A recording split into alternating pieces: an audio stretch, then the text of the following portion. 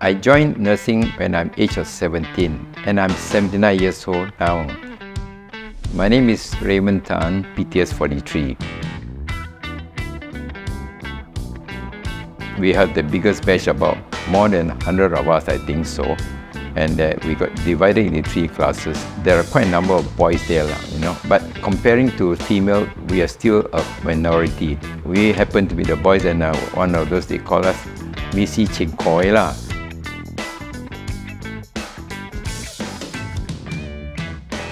I was in the Singapore Polytechnic taking up engineering. Unfortunately, my father passed away. It was my mom that tell me, said, I think if you can just get a job to work, after all, we say we need the money to carry on. So that's why I jumped into nursing, and this is what I am until today. When I was interviewed, one of the tutors looked at me and said, Tan Chin Peng, why you take up nursing? I'm trying to be a bit cheeky. I said, well, there are lots of girls here. I can get to know a lot of girls, So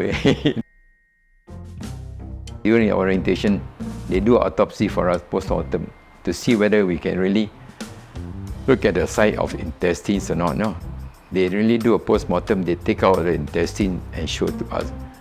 I just couldn't take it, but you just got to sort of overcome the fear. Then you learn to be you're able to handle things.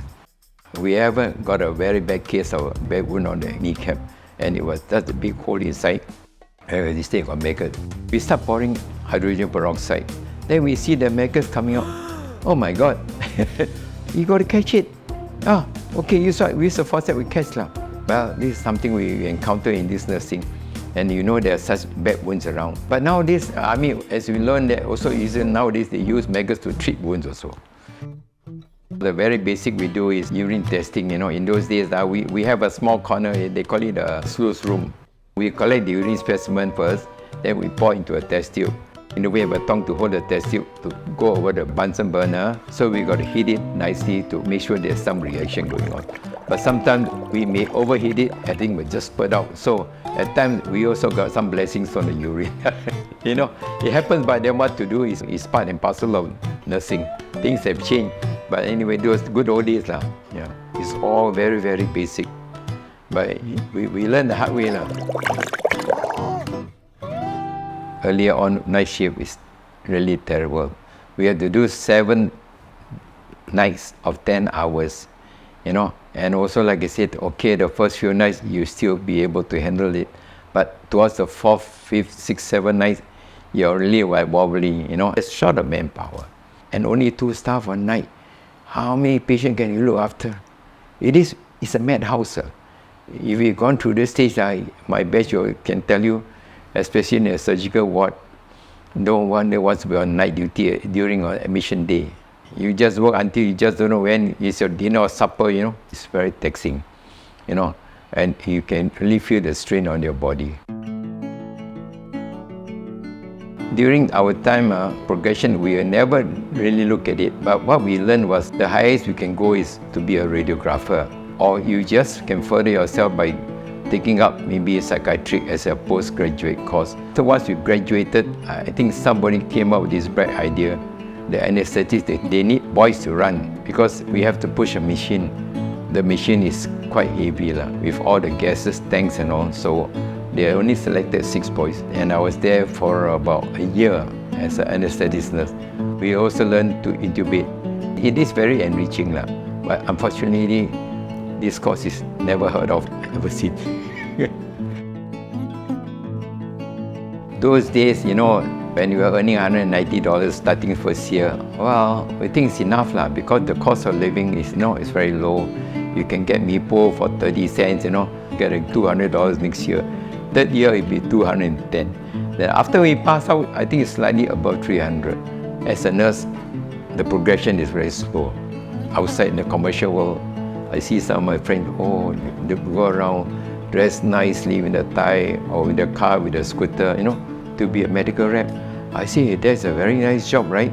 That's why I decided to make a move.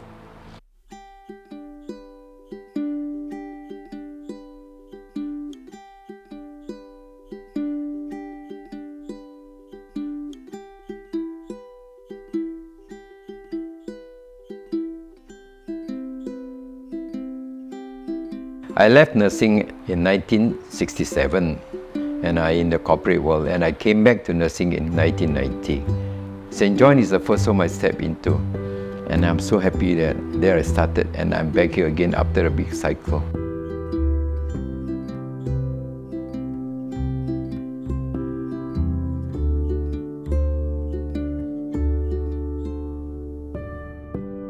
Actually, my job here to supervise my NAs, to also make sure that the medication they serve is correctly. I'm always vetting through all the report to see that everything's in order. I'm really taking care of the welfare of the residents and also their medicine, and also I make sure that they keep themselves healthy. To me, I venture out, but I have no regret to be in nursing, and it's still a very, very noble profession.